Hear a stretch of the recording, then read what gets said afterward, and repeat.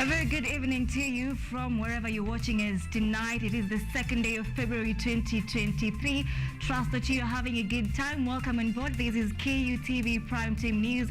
We have a lot in store for you, including an interview on the climate outlook, the climate change outlook of 2023. Stay tuned for that interview later on in our bulletin. But first, let's take a look at the highlights.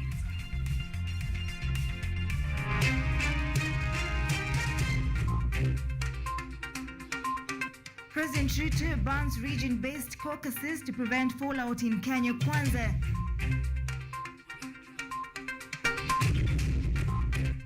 Azimio takes stand on progressing with Azimio rallies as section of Luo leaders and NCIC condemn the rallies. Health Cabinet Secretary Susan Nakumichi announces plans to rebrand NHIF to NSHIF. And 5 babies born to one mother, 25-year-old Margaret Wairimu, die hours after birth.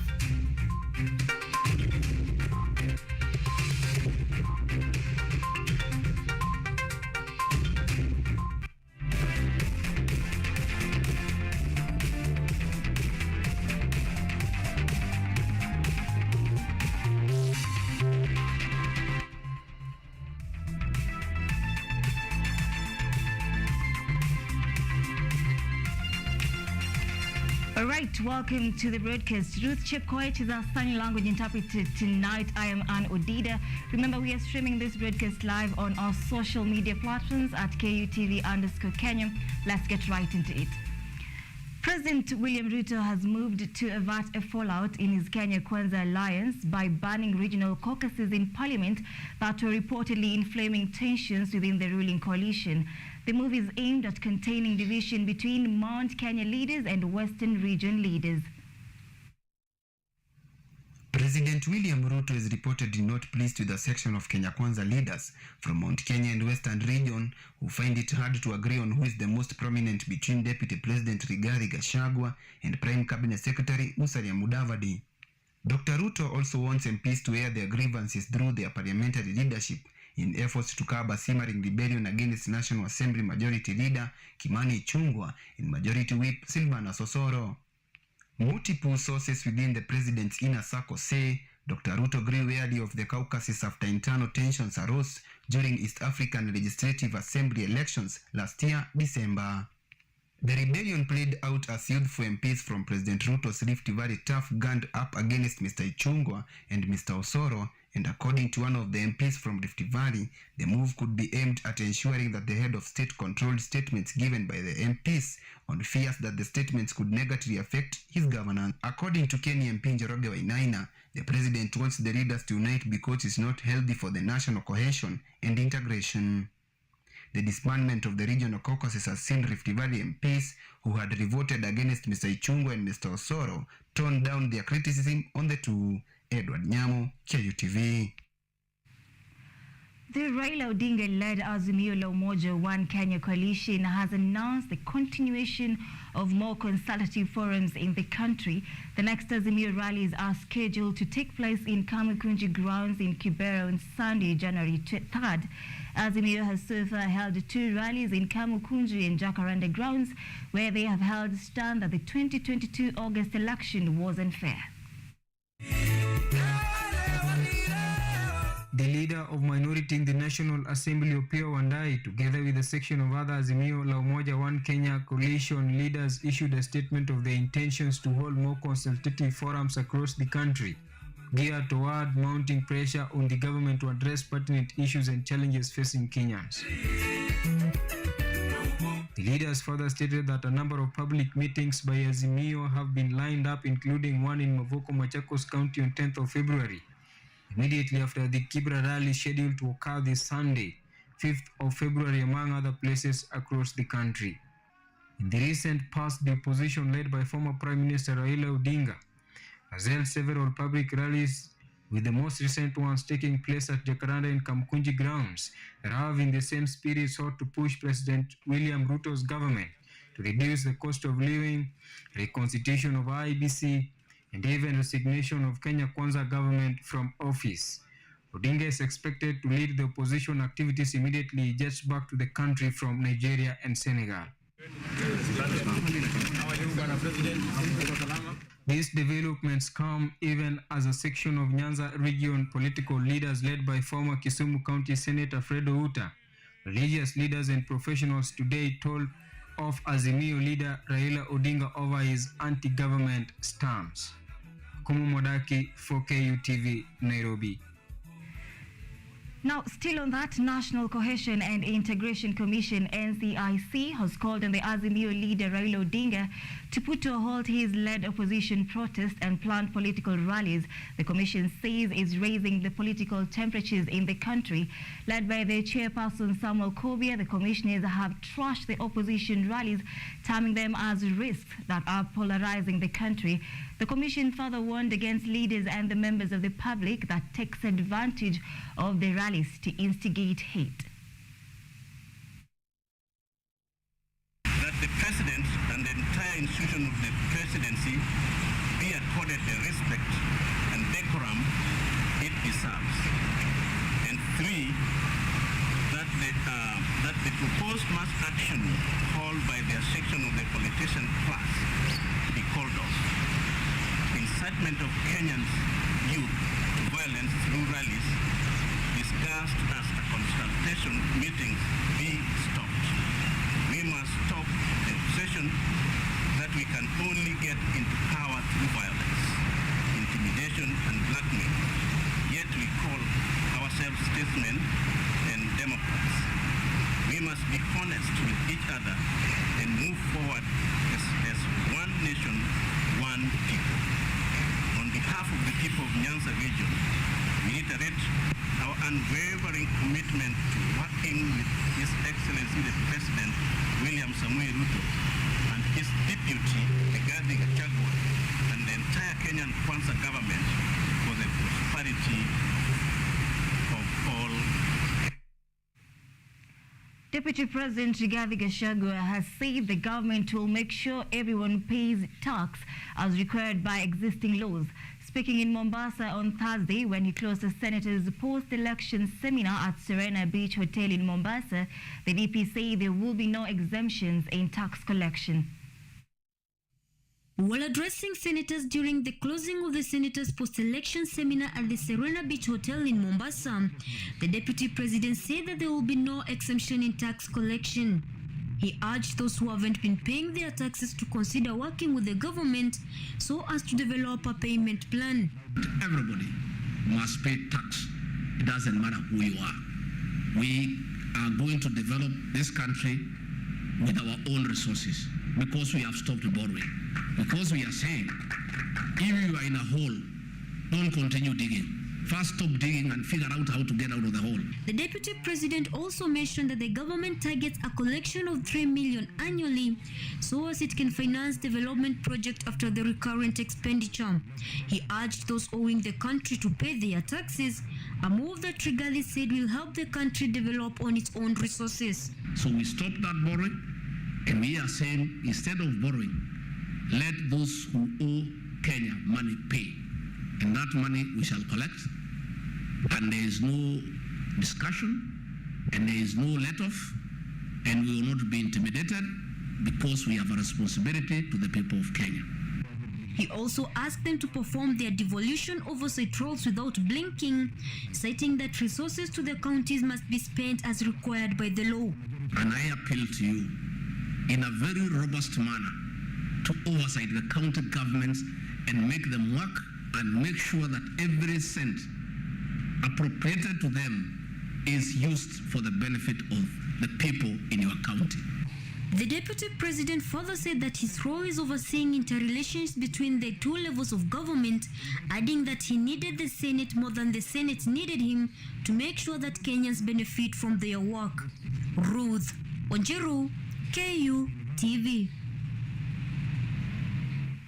Health Cabinet Secretary Susan Nakumicha on Thursday, February 2nd, while attending the inaugural Cancer Summit in Nairobi, announced that the government was working on a name change for the National Health Insurance Fund, NHIF.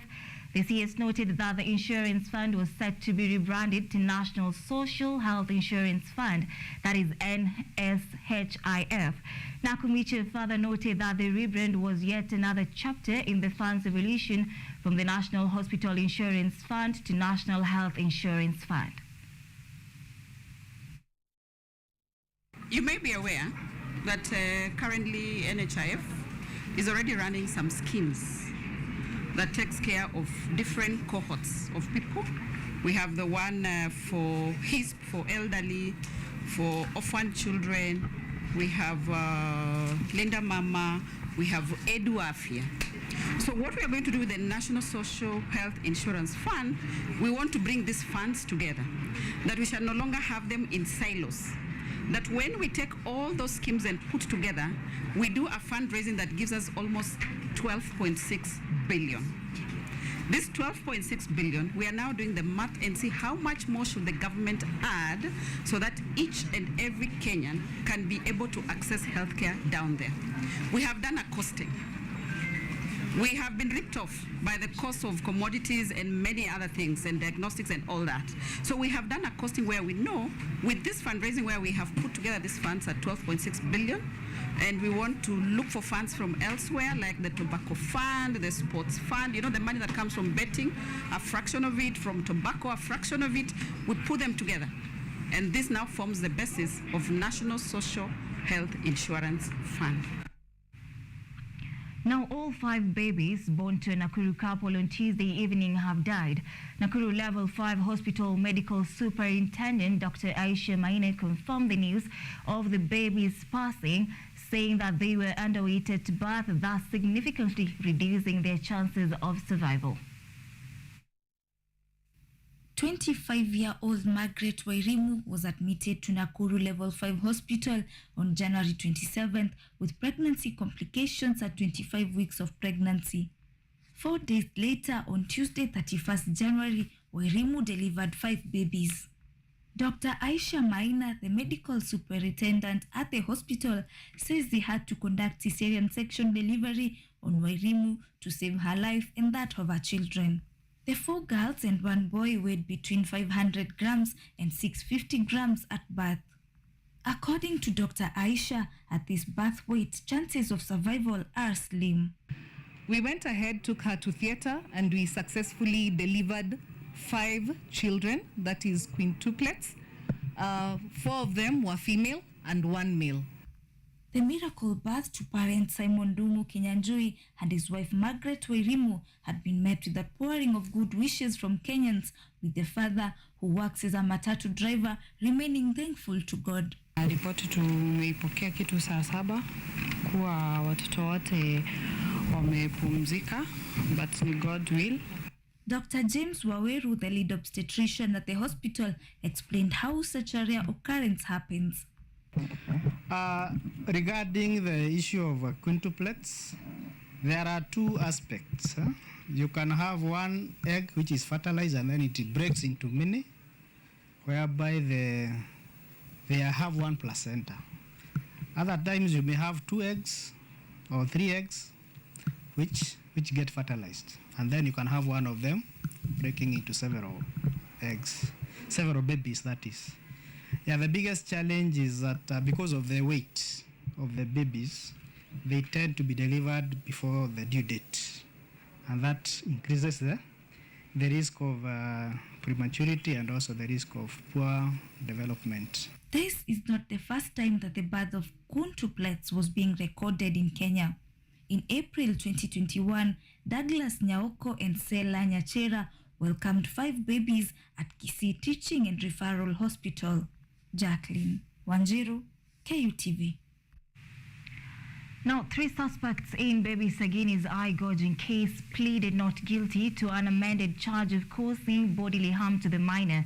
Initially, the accused had faced an attempted murder charge of the minor, which they denied. The amended charge stated that between December 13 and 14, 2022, at Ikuruma village in Marani sub-county, they caused bodily harm to baby Sagini by gouging out his eye. Before Senior Resident Magistrate Christine Ogweno were Alex Ochogo, Rael Nyakererio and Pasipisa Pacifica, Nyakera, who were given legal representation through appointment of advocates Kerosi Ondieki and Violet Moguche. The magistrate ordered that the prosecution and legal teams conclude the signing of the requisite to be relied on during the start of case hearing on February 23rd and March 3rd, 2023. The minor witness who have not yet recorded their statement for the simple reason that the Witness Protection Agency that is now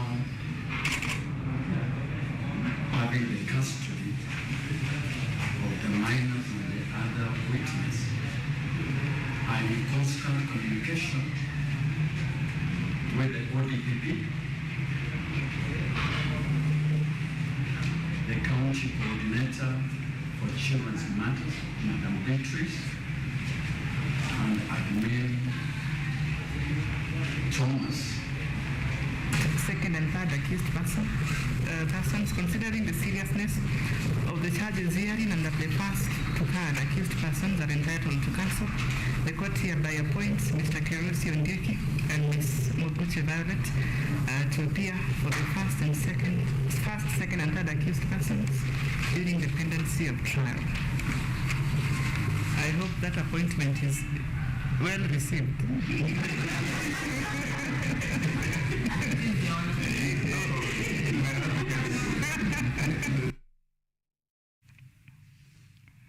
Now, Kenyatta University Career Week entered its fifth day today, where High Court Judge and Deputy Director Judiciary Academy Dr. Freda Mugambi presided over the ceremony as the chief guest, where she also called upon students to be innovative in the career sector.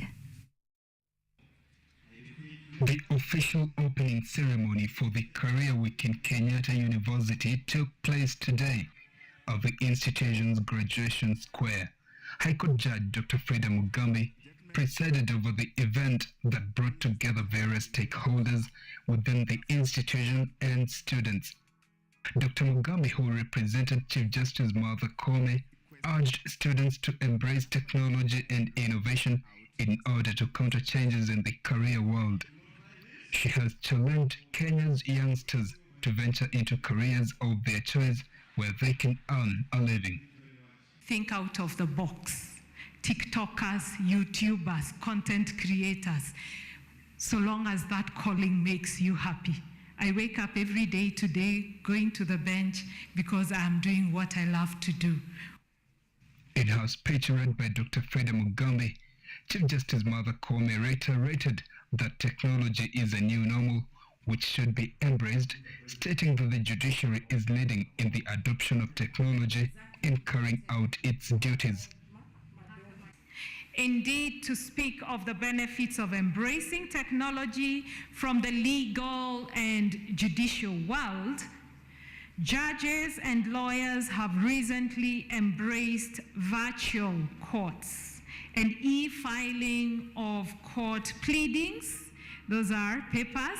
In his speech read by Kenyatta University Academic Registrar Professor Bernard Kivunge, Vice Chancellor Professor Paul Wainaina said that Kenyatta University has held a holistic career week in order to allow students to engage their potential employees.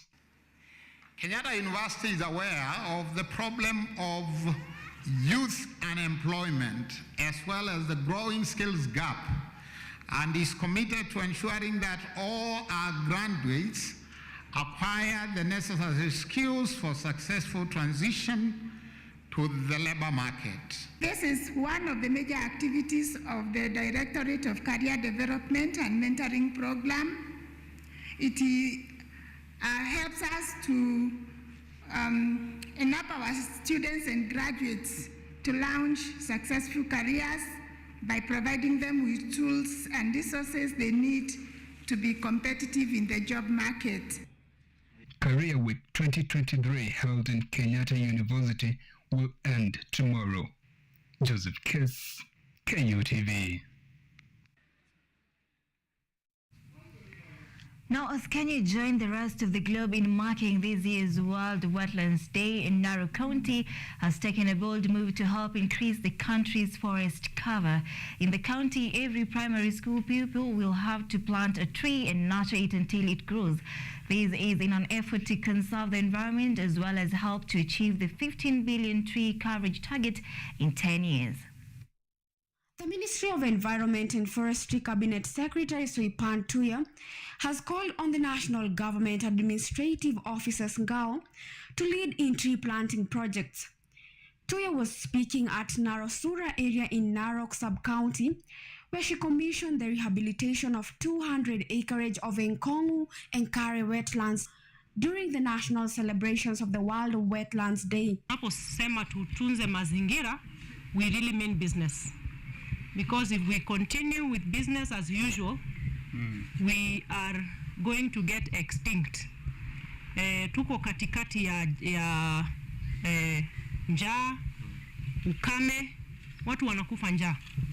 Na kiini sana ni uharibifu wa mazingira yetu. Na ile uharibifu inatokana kutoka kwetu sisi wenyewe. Sehemu kama hii watu wakikuja waishi ndani yake, wanakanyanga, ng'ombe wanaingia, tunaua maji na kujiua sisi wenyewe. The CS gave a strong warning to those destroying the environment, saying her ministry is extremely intolerant with those cutting down trees illegally. Additionally, she said that it is difficult to make progress in efforts to conserve the environment if some people continue to illegally cut trees, thus calling upon NGAO to be very vigilant in guarding the environment by arresting the illegal loggers. The CS was accompanied by Governor Patrick Olentutu, Principal Secretary of Environment and Climate Change Engineer Festus Ngeno, Narok County Commissioner Isaac Masinde, Chairman of National Environment Management Authority NEMA, Eric Mogai, among others. Kama vile mumeona leo, tumefence eka 10. Na hii ni kwa sababu tunataka kuhakikisha ya kwamba hakutakuwa na uharibifu ya miti hapa. The Narok governor called on the residents to follow the presidential directive and plant trees in their homesteads and schools to ensure the trees flourish. Joy Maina, KUTV, Nairobi. All right, we are taking a very fast short break at this point. We're coming back with an interview on Climate Outlook 2023. Stay with us.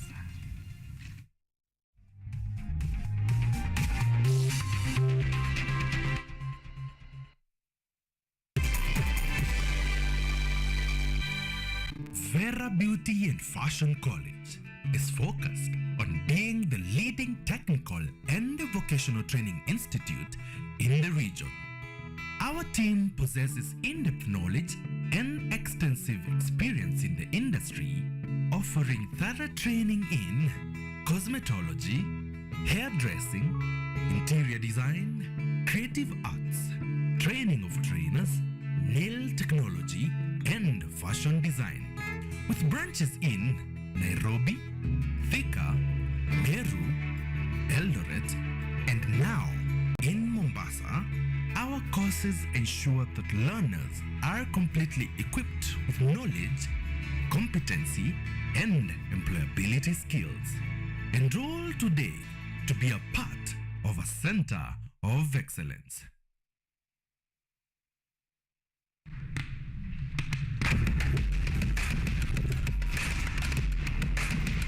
Access to knowledge, solution to unanswered questions.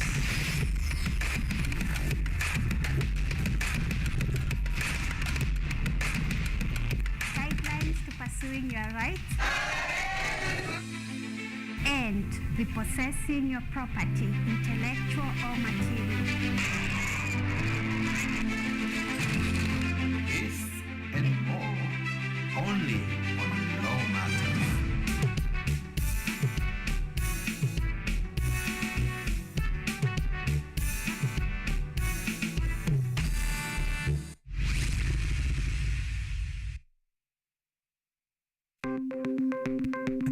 Maelfu na maelfu ya wahamiaji wakiwa na watoto kutoka nchi za Amerika ya Kati wanaendelea kuwasili kwenye mpaka kati ya Marekani na Mexico. The folks are going. Thank you very, very much. I appreciate it. Thank you. Ni habari kutoka pembe zote duniani.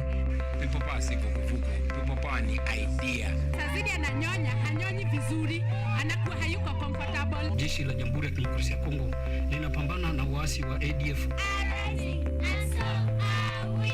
Kwa sasa wanatoa wito kwa mashirika, makampuni na vile vituo vya uchukuzi. Mambo mengi yatakwenda kama yalivyopangwa. Hapa ni kuna mmoja wa viongozi wa chama cha wavuvi katika eneo hili. Zaidi tunajaribu kuwapa chanjo ili ina boost ama inanyanyua kinga ya mwili, hiyo inaenda kupelekea kupambana na virusi. Ni duniani leo, Jumatatu mpaka Ijumaa, moja kwa moja kutoka VOA Swahili, Washington DC.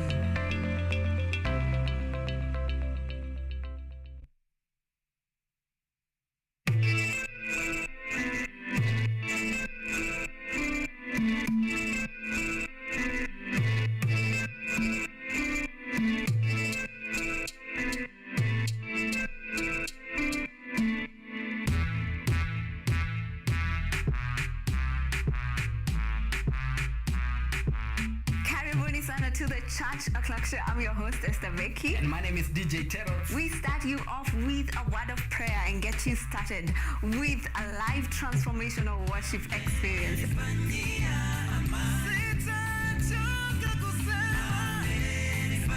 And have our minds renewed by the word of God on the word segment. And not forgetting new music za hii wiki, yani ndakuwa bado nawapatia pale wasanii wamekuwa kiwakali.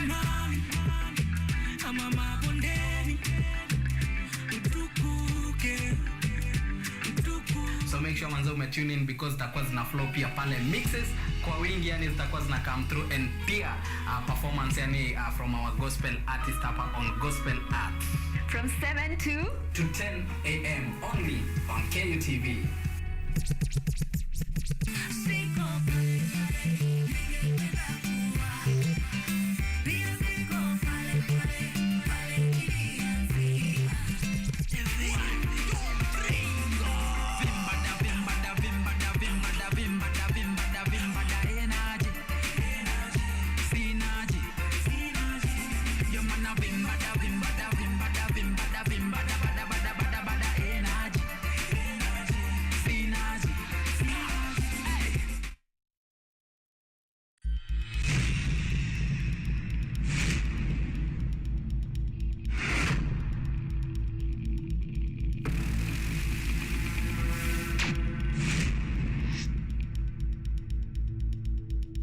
Tunakula usiku.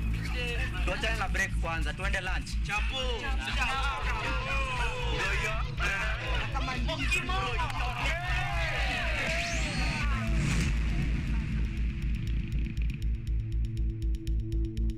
Rasha piga shada kuna giza. Tujinai weke story. Kata maji pia shada liko na sio nikosa msuko si stress. Kama rende kisha basi nipe. Najua ni nini.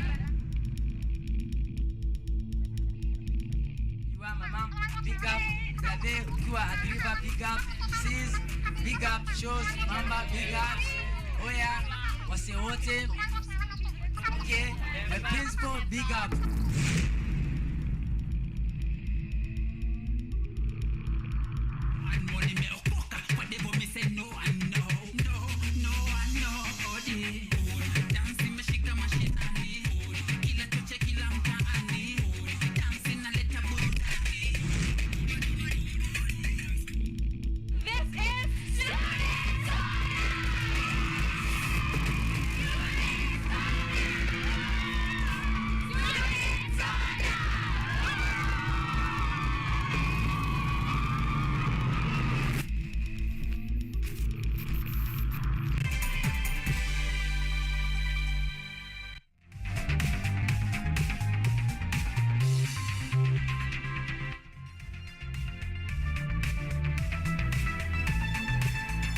welcome back. Thank you for staying with us. Let's continue with our coverage.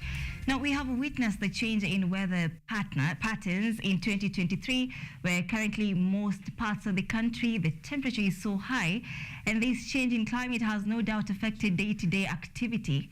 Our guest tonight is a climate change activist and an environmental lawyer who will help us understand in depth the current situation as well as solutions that we would all partake in order for us to survive. Welcome to studio, Wakili Ogada Obila. Glad to have you here with us tonight. Thank you, and it's a pleasure being here. All right, so just before we get right into it, just tell our viewers who you are so they can get knowledge of what we're talking about today. Okay, thank you. My name is Ogada Obila. I'm a lawyer by profession and a green climate enthusiast. So part of the work that I do is environmental law. Yes. All right, now, Obila, Kenya joins the rest of the world today in marking the World Wetlands Day, right? Yes. However, some of our rivers and other water bodies are drying up due to prolonged dry seasons.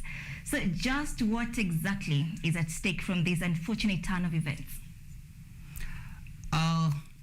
That is really true. We have seen a pattern where most of the part of the country has not been experiencing rain. In fact, from the news bulletins that have been covered before, we've seen areas in this country where they haven't experienced rain for the past like 3 years or something. All right. And all these have been caused by the major climate change, which unfortunately to say is caused by our own actions. Because environmentalists will tell you, or people who do environmental study will tell you that climate change is mostly caused by greenhouse gases emissions. And greenhouse gases emissions is something that exists even without our own activities, but our activities makes it now to be beyond what the ozone layer can hold. And when that happens, then now we start experiencing the negative impacts that we are seeing right now. Yes. Now, you have mentioned something about greenhouse gases. On December 24, 2020, Kenya had a commitment to abate greenhouse gases by 32% by 2030, right? Yes. Now, that is relative to the business as usual scenario and in line with its sustainable development agenda and national circumstances. What percentage are we at the moment, and are we as a country putting this vision to life from your point of view? Now, that was the NDC that was submitted by Kenya, according to the agreement that they signed, that is the Paris Agreement. But as they always say, there is the reality and there is what is on the paper. Now, what is on paper is Kenya is committing to reducing or abating the greenhouse gas emission by 32% in 10 years. That is from 2020 to 2030. That is what they are looking for to do. But as at now, we are doing so bad, I would say. Because most of the activities that we are still approving, that are being approved by our agencies and our authorities that are meant to look into the activities that take place, are still emitting so much of gases that are so harmful to the environment. But there is good news, because with the change of leadership, we've seen some positive steps towards achieving what we submitted as in the NDC 2020-2030. Like one of them we've seen like today in one of the news bulletin, the CS was somewhere planting trees.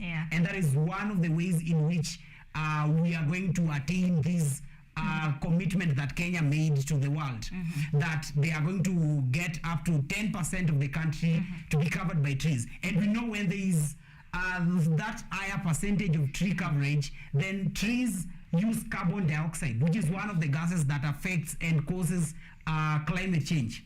So once we have several trees in the country, they will be able to absorb as much carbon, and so therefore there will be balance between the carbon that is produced and carbon that is used, and so therefore we will not be experiencing the effect as we do. But as at now, I can still say we are doing so, but especially with the with our lifestyle, that is what we use, our energy, our source of energy, and even our transportation. Like our transportation, we've just seen it's recently when Kenya is introducing the electric vehicles.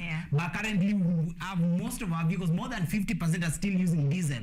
And combustion from all those motor vehicles that are all over this country, people importing used motor vehicles every day are even causing more emissions. So we cannot say that we are abating carbon emission, at the same time we are emitting more than even we are abating. So we are still doing very bad, but I think we are making steps. Yeah, right. Now, while environmental activists will normally use a day like today, remember it's World Wetlands Day, to raise awareness on the dire climate situation, I would like you to tell a Kenyan watching us tonight the steps he or she would take to help mitigate these negative impacts of climate change, like drying up of our wetlands. Now we only have one planet Earth and there is no other. And so we should look at it as something that involves all of us, not just something that should only be done by the government. And so therefore, when we're looking at climate change mitigation, we should take it as our own responsibility, an inclusive responsibility. So as a Kenyan watching right now, one, we can help mitigate by planting trees, but then also let us not cut down trees like the CS was saying. Some people are cutting down trees without getting the authorization from the relevant authority. So we should reduce on cutting down trees, but increase on planting trees. And then also, like today is World Wetlands Day, and today the world is marking the World Wetlands Day, and that is the main theme for today is regaining the wetlands.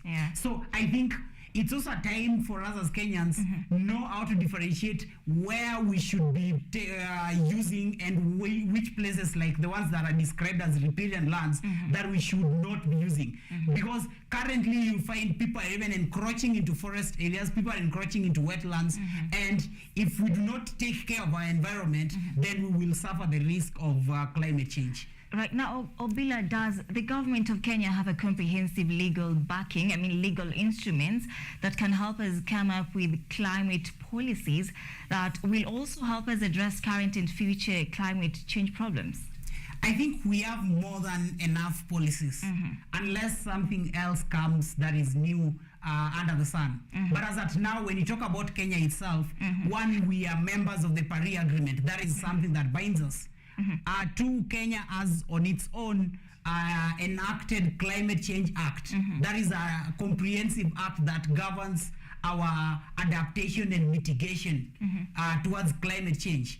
We also have Environmental Management and Coordination Act. We also have Energy Act. So we have more than enough. And even our constitution itself talks about environmental protection and climate change. That is at Article 42, Article 69, and Article 70. So I think on legal framework, we have more than enough. Right. Now, President Ruto's climate plan includes a policy on tree planting. And so far, does Kenya Kwanza plans provide hope for the future? And how much more needs to be incorporated in their plan? I think for the tree planting, one, that is the point where I would say probably we need more, better, and inclusive policies. Because if I planted trees myself, and probably I planted them with the hopes of using it as a way of getting cash, and then you want to deny me the right of using it to gain the cash, then I would not see the benefit of planting trees. So I think the government should formulate a policy that makes tree planting looks lucrative, so that even our youths can take it as a business idea, so that they plant trees, they know within this period of time I'll plant trees, and the government will even give me market, but then at the same time they supply me with seeds and all that, because it's also not easy planting a tree in this country. Yes. All right, now, what do you make of efforts such as COP27 meetings, and what hampers countries, including Kenya, from implementing the resolutions? COP27, just like COP21 that came up with the Paris Agreement, is good, because that is where people meet together in conference, just as the name suggests, conference of persons. People meet together to discuss their mitigation. People meet together to discuss their resilience, their adaptation measures, and all that. So I think it's that point where we get to learn from how others deal with this issue, because right now climate change is a global issue. It's a world issue. It's not just a Kenyan issue, but then it's a world issue. But then also one good thing with COP 27 and any other COP that has come before, and we are still waiting for COP 28, is now that climate change is a world issue and each and every party to the Paris Agreement makes a commitment to be working towards reducing their gas emission, that is the greenhouse gas emission, then it's now a point for us to do like an assessment that Kenya, you committed to do this, how much have you done? These are the countries you committed to do this, how much have you done? So that it's a way of kind of saying it's accountability. Yeah, so that you bring country to be accountable, to be able to say how much they have done, but also to learn from others. But then now the point of implementation, I've told even the laws we have more than enough. The issue comes with implementation. When we come back from Egypt, like we came back from Egypt the other time. In fact, you saw in the headlines that Kenya sent more than any other country in terms of number of delegates. But then how much have we done from there? Was it just a conference where people were paid per diem, but then nothing really is being done after that? So our implementation is really wanting. Wakili, before we let you go, what would you recommend, especially in such times, for a farmer, maybe also an entrepreneur who has greatly been affected by climate change, and what's the way to go for them? Now, when you look at the NDC that Kenya submitted in 2020-2030, they are talking about climate smart farming. So I think it's a time farmers also get their minds into the reality and look at probably variety of seeds that can survive in the current climate conditions, so that we don't just keep planting the same seed I used in 201 because it was working that time, and this is the seed that has been working for me for whichever type of crop that you're planting. But then look for those seeds that can survive the current climate condition, so that you don't go loss of still remaining in the early ages where you used to plant the same seed and wanting the same to work right now while we're in a different climate condition. So I think it's for them to learn that the climate has changed. It's something we have to live by. We have to live with. It's something we have to find adaptation measures, and that includes changing our lifestyle, and that includes changing our farming procedures and mechanisms. All right, that is Wakili Ogada Obile with that informative conversation. Trust that you have gotten insights on the current climatic situations in the country. Thank you so much for making time for us. We are taking a very second short break at this point. We will be coming back with more stories, so stay with us.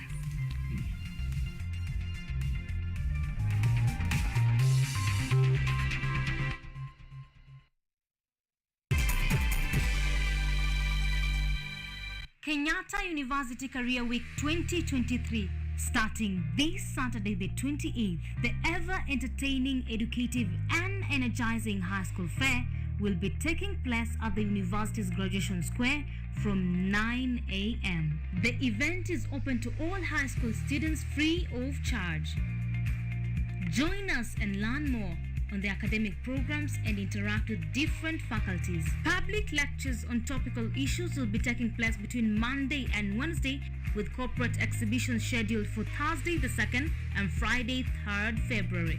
The official opening ceremony will take place on Thursday 2nd February at the Graduation Square from 1 p.m.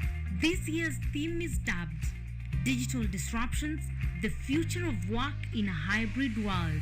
Be part of us as we mark the 2023 Career Week Fair.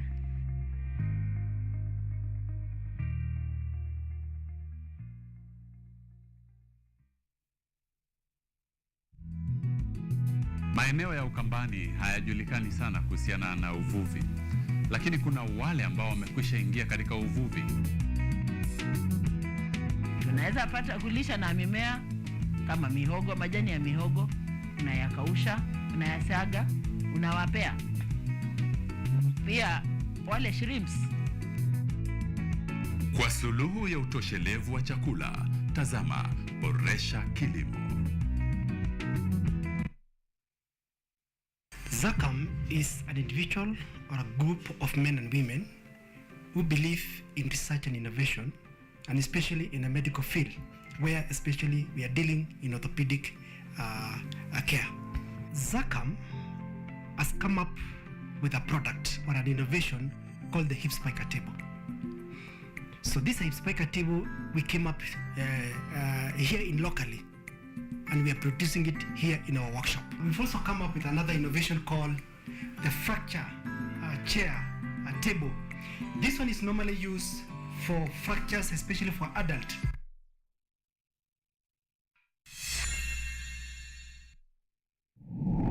You need to look for high quality friends. I'm from Kingston, Jamaica, you know, Portmore.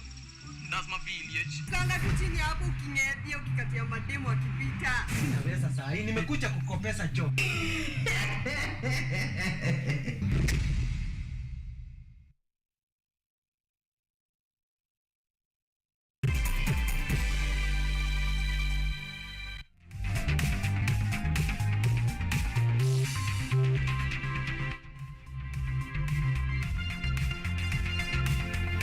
Welcome back. Thank you for staying with us. Let's continue.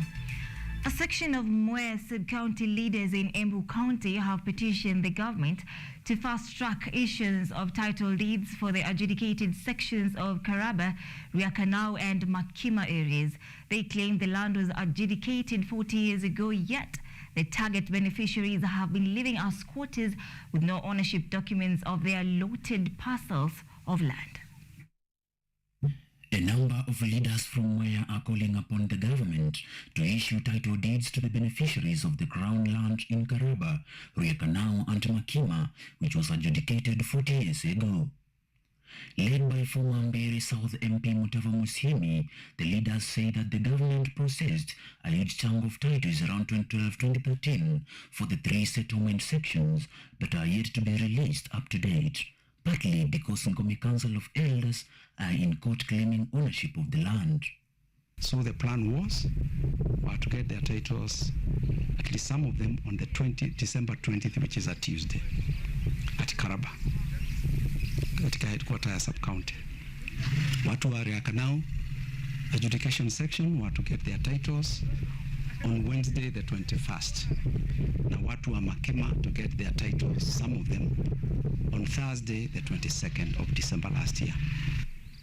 Give titles that have no issues to people. In zile ambao ziko na issues, this is not the only place where land has issues. That can be sorted out. Former County Council Chairman Andrew Musakwa said the land was given to different tribes living in the area by former President Jomo Kenyatta in 1975 through a presidential decree. Thus no individual, clan or tribe should claim ownership. Walikaa chini na wakaresolve mashamba ya Mwea itakatakatwa eka 10. Na hiyo ikawa resolved na council. Hakuna mtu, hakuna ukoo, hakuna kabila inastahili kwenda kotini kuzuia title deed za Mwea, kwa sababu hii ilifanywa na county council government na ikamaliza, na mimi mwenyewe nika approve wakati ya Chesoni commission ilipokuja Embu 1995. Led by Mwea MCA Job Itume, the leaders are threatening to rally residents to demonstrations on 1st August this year in marching to criteria land offices to pick the titles and issue them to the rightful owners. Tarehe 1 mwezi wa 8 mwaka huu, wale watu wako Mwea wote tutaenda zote mpaka pale kwa district land adjudication criteria. Tutafanya maandamano ya magari na miguu na bodaboda kutoka hapa kwenda kina criteria kwa kinatinga hapa. Embu County Governor Cecily Mbarire promised to look into the issue with a view of bringing the matter to a rest once and for all, so that the beneficiaries of the land can have a sense of belonging. Mutunga Joseph, KUTV. Thank you, Joseph Mutunga, for that report. Moving on, deplorable road network in Jitoni village in Jomvu constituency is taking a toll on residents in the processing, paralyzing transport and business activities in the area. Locals led by area member of parliament Badi Twelib, who decries roads that are in bad shape, have given relevant authorities 2 weeks to fix the mess or have their perceived laxity met with protests. Residents of Jitoni village in Jomvu constituency in Mombasa County took to streets to protest deplorable and sorrow state of roads network in the region. Na ile shida tunapata hapa ni kubwa sana. Kama ni barabara wakati wa mvua kusema kweli ya kuendeki. Kama ni bodaboda wanaangusha wateja. Kama ni mzigo uko nao unaipa mara 2 baada ya kulipa mara 1. Maana yake gari kikufikisha mzigo juu inabidi ukahaye mtu akubeba akufikishie nyumbani. Tandawili hapa mpaka tume magari maji kutoka kwa gari. Maana yake magari maji haiji kabisa, imekuwa ni tabu, shida juu ya tabu ile nyingine. Businesses and livelihood dealt a blow. Construction of bitumen standard of 12-kilometer road Jomvu Jitoni to Rabai Road that would have ushered in rays of hope to residents now stalled in the ghost project. Mushavunjia watu. Yule alikuwa akifanya biashara, sasa hafanyi biashara tena na alikubali kwa hiari yake bila kulipwa ili aondoe pale mahali barabara iweze kutengenezwa. Sasa kumvunjia mnamvunjia, alafu vile vile pia kutengeneza hamutengenezi. Hapa mvua ikinyesha hakupitiki. Manyumba yanajaa maji na kila kitu kinajaa maji hapa kwa watu wangu ambao na kwa hapa. A sentiment shared by Agnes Njinjo, a small-scale trader who expressed her dissatisfaction in the drawn-out nature of proceedings. Tunajiuliza kwani sisi ni wakazi gani mwenye hatuonekani na sisi hakuna serikali iko, kwa hivyo tunaomba serikali kaweze kutetea. After months of hiatus, residents of Jitoni village in Jomvu constituency are now appealing to the government to chip in and offer a lending hand, failure to which they will stage massive protest until their demands are hit to. Auma Evans for KUTV, Nairobi.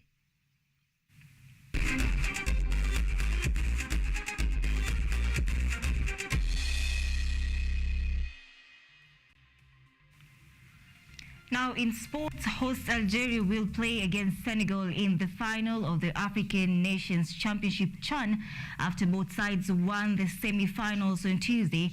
Algeria striker Ayem Mahrez, the tournament's leading scorer, contributed 2 goals as the host comprehensively beat Niger 5-0. The 25-year-old who plays for USM Alger in the Algerian top flight scored his 4th and 5th goals of the tournament. Ayoub Abdeloui and Sofiane Bayezid were also on target, while Niger defender Bouremia Katakore scored the own goal to set up empathetic victory for Algeria. In other semi-finals, Senegal progressed with a slender 1-0 victory over Madagascar. The finals match will take place at Nelson Mandela Stadium on Saturday.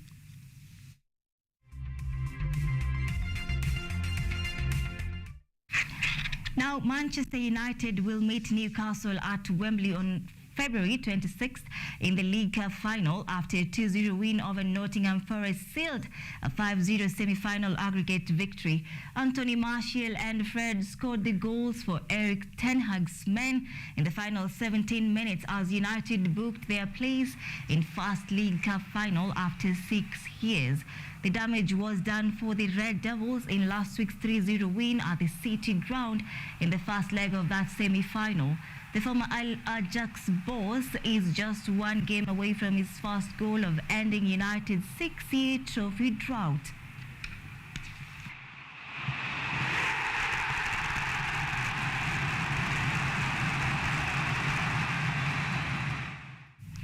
And finally, defending champion Amos Kipruto will lead the Kenyan team in this year's London Marathon slated for April 23rd.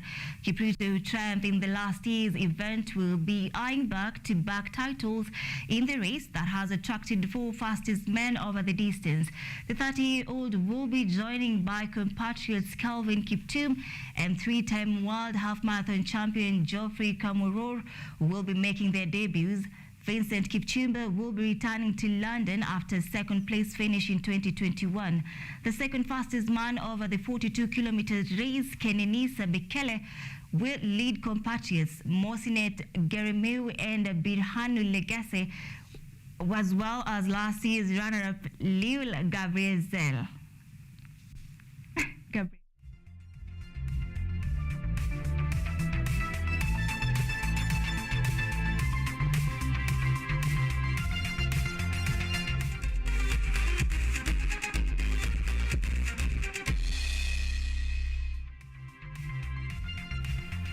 All right, that's a wrap from the news desk. Many thanks indeed for every person, each and everyone that has taken part in making this bulletin a success. Be sure to join me again tomorrow, of course, for the primetime bulletin. My name is Ann Odida. I'm in the company of Ruth Chepkoech, who has been our sign language interpreter tonight. Have a good night and see you tomorrow.